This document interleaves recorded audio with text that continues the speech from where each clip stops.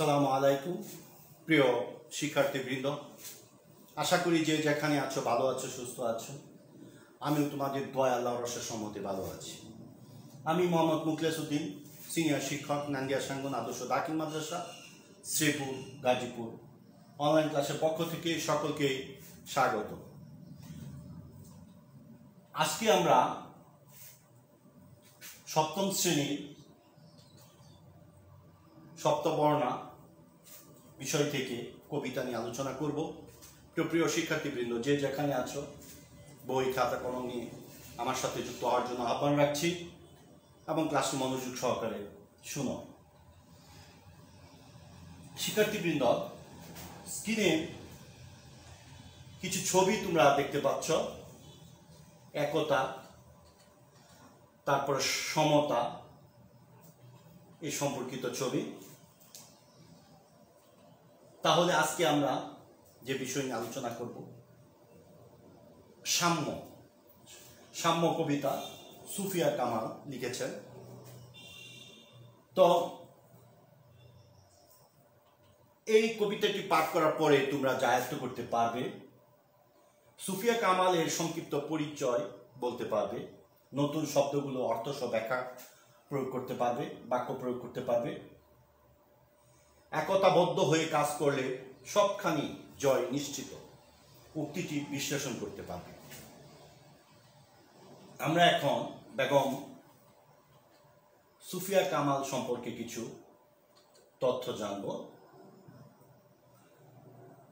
সুফিয়া কামাল 1911 সালে বরিশালে জন্মগ্রহণ করেন। তিনি ছিলেন একজন সফল সংগঠক ও নারী নেত্রী।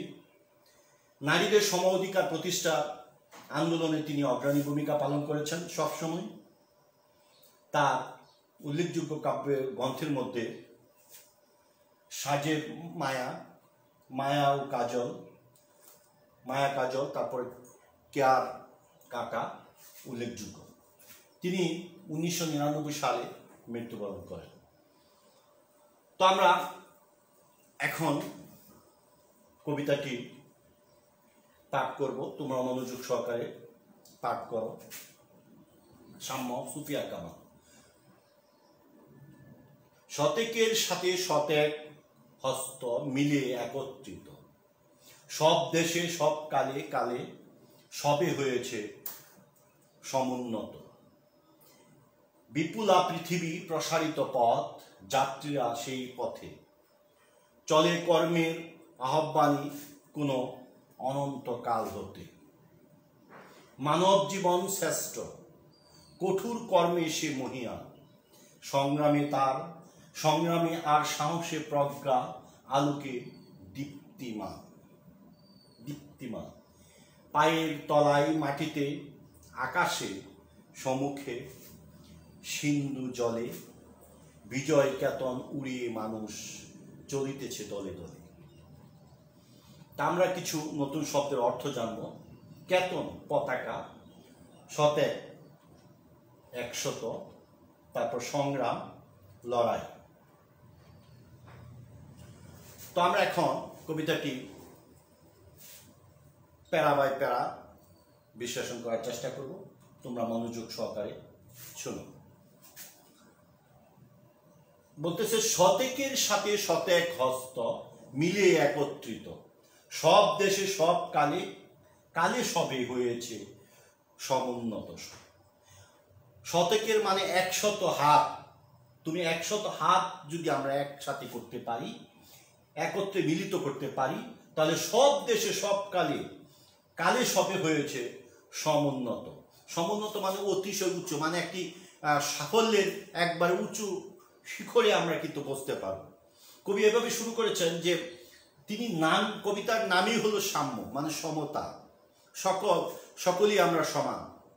এখন এই শতকের সাথে শতক মানে 100টি হাতের সাথে 100টি হাত যদি আমরা একত্রিত মিলে কাজ করতে পারি, তাহলে যে কোনো কাজ সাফল্য আসতে বাধ্য। এবং সব দেশে সব কালে, অতীতে, বর্তমান কিংবা ভবিষ্যতেও যদি আমরা বলি, সব সময় কিন্তু এই একত্রিত হাত ছাড়া কিন্তু আমরা সফলতা লাভ করতে পারবো না। কবি এখানে এই কারণে বলতেছে যে আমরা যদি 100টি হাত, সব হাত যদি একত্রিত করতে পারি, তাহলে আমরা সাফল্যের একবারে উঁচু শিখরে আমরা পৌঁছতে পারব। এবং সেই জন্য সেই কি কালে কালে মানে অতীতে বর্তমানে সব সময় কিন্তু এই প্রক্রিয়ার মাধ্যমেই কিন্তু আমরা সফলতা পেয়েছি। যেই রাষ্ট্র সফল হয়েছে তাদের এই একত্রিত হাতের মাধ্যমেই কিন্তু তারা সফল হয়েছে।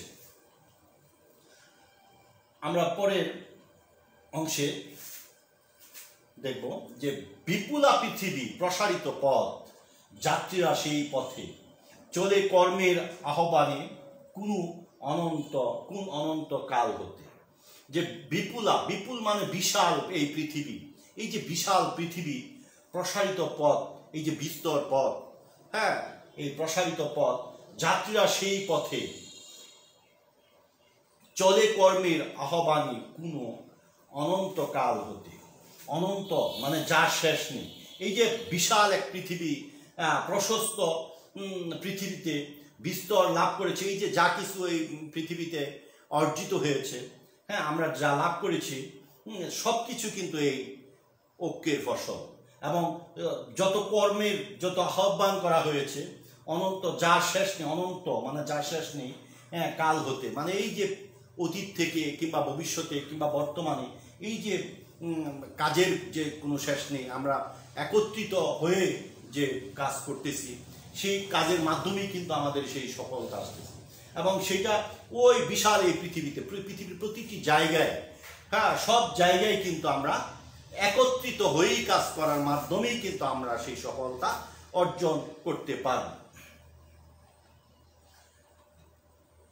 মানব জীবন শ্রেষ্ঠ, কঠোর কর্মে সেই মহিয়ান, সংগ্রামে আর সাহসে প্রজ্ঞা, আলোকে দীপ্তিমান।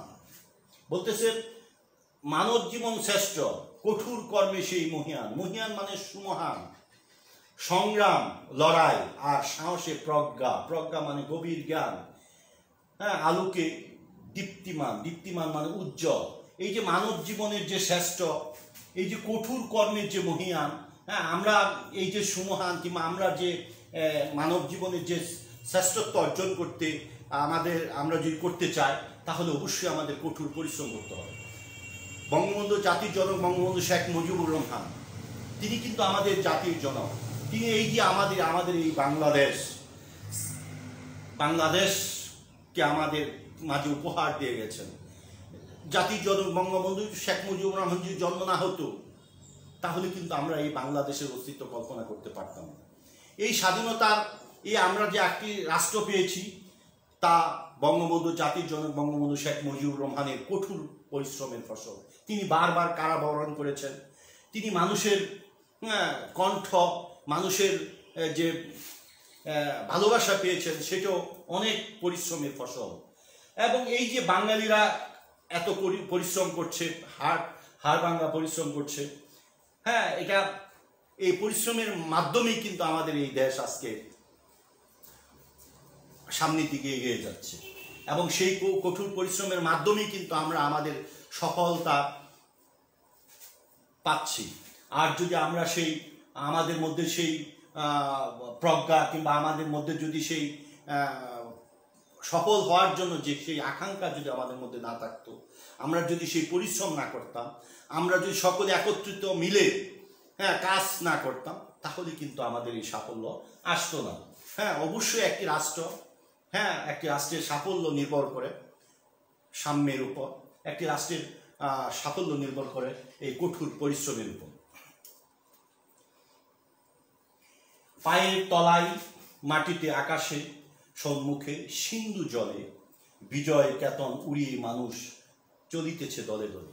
বলতেছে এই যে পায়ের তলায় মাটিতে আকাশে, সম্মুখে সিন্ধু জলে, এই যে সাগর কিংবা এই যে খোলা আকাশ, কিংবা আমরা এই যে উন্মুক্ত আকাশ পেয়েছি, কিংবা এই যে সমুদ্রের জল, সেগুলি আমরা জয় করেছি, এবং এই যে সব জায়গায় আমাদের পতাকা উঠছে, সেই পতাকা উড়ানোর পেছনেই কিন্তু আমরা আমাদের সেই সাম্য রক্ষা করতে পেরেছি বলে সেটা সম্ভব হয়েছে। আমরা কিন্তু মানুষ চলিয়ে আছে দলে দলে, আমরা কিন্তু এই জাতীয় পতাকা উত্তোলন করতে পেরেছি।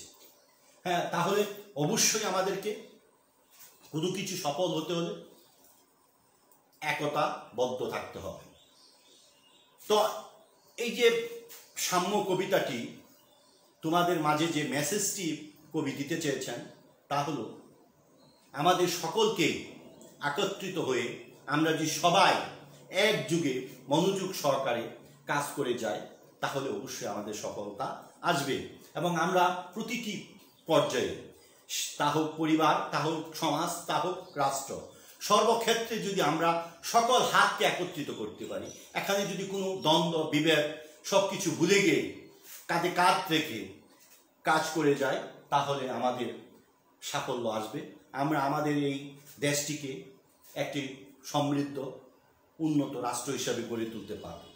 তো কবি এখানে এই জিনিসটি বোঝানোর চেষ্টা করেছেন যে পৃথিবীতে অতীতে কিংবা ভবিষ্যতে কিংবা বর্তমানে যা কিছুই হয়েছে সব কিছু এই একত্রিত হাতের মাধ্যমেই কিন্তু হয়েছে।